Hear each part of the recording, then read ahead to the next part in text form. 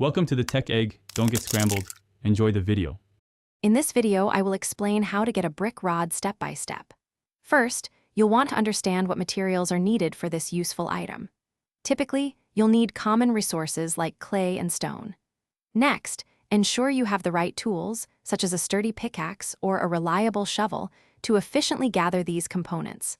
Finally, begin by exploring your surroundings to find the best locations for collecting these essential raw materials. This initial preparation is key to a smooth crafting process. Now that you're prepared, it's time to gather your resources.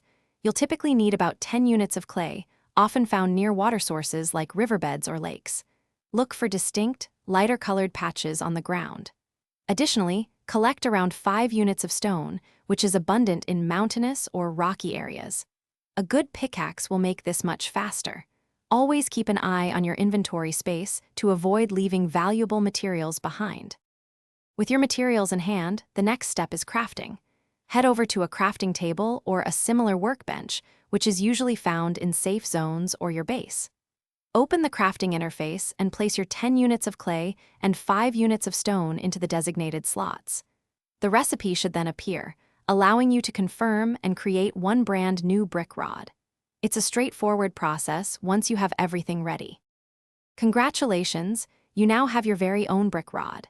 This versatile item is incredibly useful for many construction endeavors, providing excellent structural integrity. You can incorporate it into building walls, foundations, or even more complex machinery. Don't hesitate to experiment with it in various crafting recipes to discover its full potential. A brick rod is a durable and essential component for any serious builder or crafter, offering long-lasting support.